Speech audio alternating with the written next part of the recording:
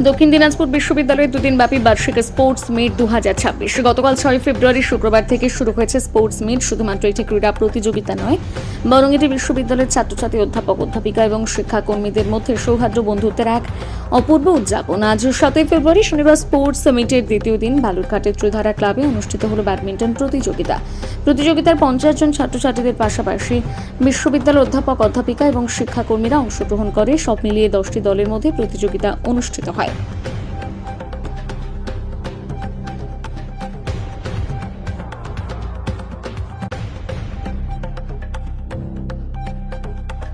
বলুন।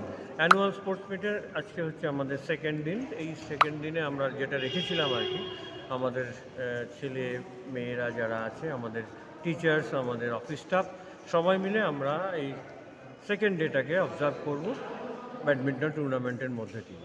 তো আমাদের এখানে প্রায় 10টা টিম পার্টিসিপেট করছে, তার মধ্যে ছেলেরা আছে, মেয়েরা আছে, আমাদের অফিস স্টাফেরা আছে এবং আমাদের টিচাররা আছে, ইনক্লুডিং আমিও একটু খেলতে ভালোবাসার জন্য আমিও এর মধ্যে আছি। তো এইভাবে আজকে আমাদের এই সেকেন্ড ডেটা অ্যানুয়াল মিটের, সেটাকে আমরা অবজার্ভ করছি। এবং এতে আজকে শনিবার ছুটির দিন, তা সত্ত্বেও যে অসংখ্য স্টুডেন্টরা এখানে এসছে এবং আমাদের স্টাফেরা যারা আমাদের সাপোর্টিং হ্যান্ড এবং আমাদের অনেক টিচাররাও এখানে এসছে, এটা সত্যি একটা বিরাট ব্যাপার যে উইকেন্ডেও তারা তাদের অন্যান্য কাজকর্ম বাদ দিয়ে আজকে আমাদের এখানে এসছে। এই যাদের স্টুডেন্টদের যেটা ইচ্ছে, ওরা একটা ব্যাডমিন্টন টুর্নামেন্ট করবে ওদের অ্যানুয়াল স্পোর্টের একটা পার্ট হিসাবে, যেটা সাধারণত অন্যান্য কলেজ ইউনিভার্সিটিগুলো করতে পারে না নানা সমস্যার কারণে। কিন্তু আমাদের এখানে ত্রিধারা ক্লাব আমাদের সাহায্য করেছে, তারা ওদের যে ইনডোর স্টেডিয়ামটা আছে সেটা আমাদেরকে দিয়েছে।